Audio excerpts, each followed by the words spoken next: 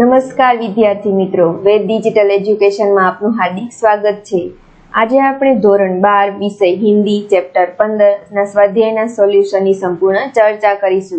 તો જો તમે ચેનલમાં નવા હોય તો ચેનલને સબસ્ક્રાઇબ કરી દો જેથી તમામ વિષયની માહિતી તમને મળતી રહે। તો ચાલો શરૂ કરીએ। ચેપ્ટર 15 બેરંગ બેનામ चिट्ठियां।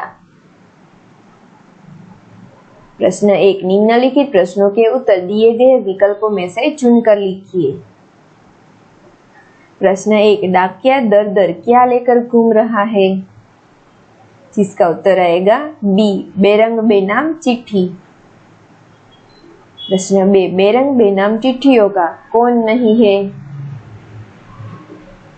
जिसका उत्तर आएगा ए, वारिस। प्रश्न 3, बंद लिफाफे में अनकहा दर्द किस तरह कांप रहा है?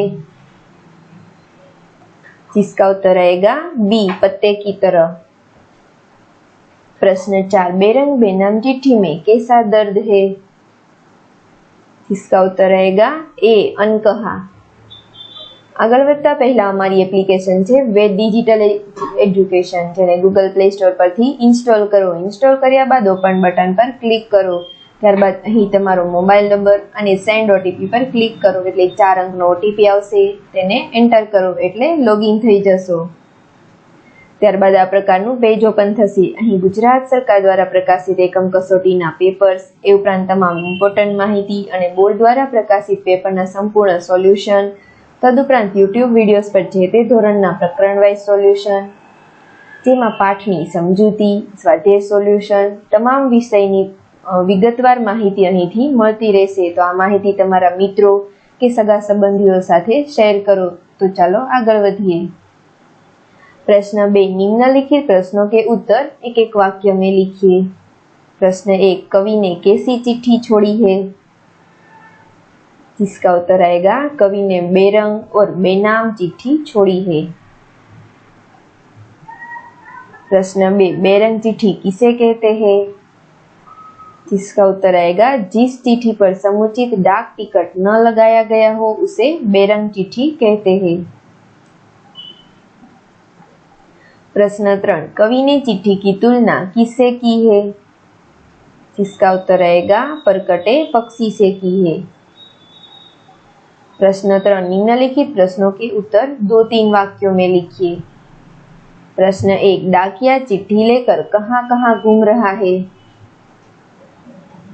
जिसका उत्तर आएगा डाकिया बेरंग और बेनाम चिट्ठी पाने वाले 2 को देने के लिए परेशान है। वह उस पर चिट्ठी को लेकर घर घर घूम रहा है। प्रश्न 2, चिट्ठियों में क्या कांप रहा है? जिसका उत्तर आएगा चिट्ठियों के लिफाफों में किसी का किसी के नाम अनकहा दर्द बंद है।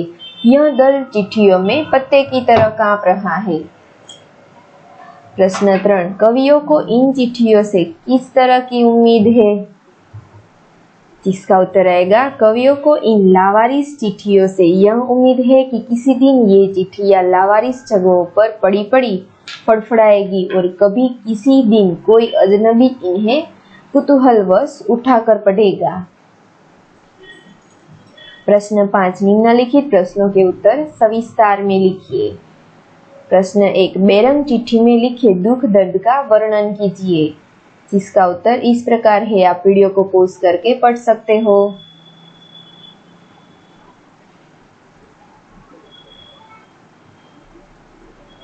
प्रश्न 2, कवि बेरंग चिट्ठी को परफटा पंछी क्यों कहता है? जिसका उत्तर है, पंखों वाला पंछी खुले आकाश में स्वच्छंद रूप से उड़ सकता है। उसे जहां भी जाना होता है जा सकता है।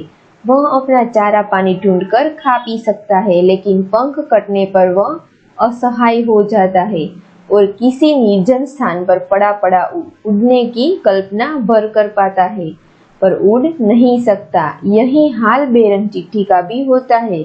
उसको लेने वाला कोई नहीं होता, इसलिए उसकी जगह भी कोई निर्जन स्थान होता है जहाँ वह केवल फड़फड़ाती रहती है। इसलिए कवि ने बेरंग चिट्ठी को परफटा पंछी कहा है।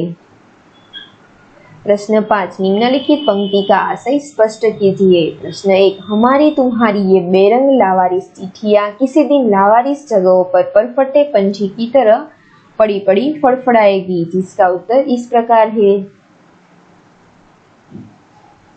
Thank you.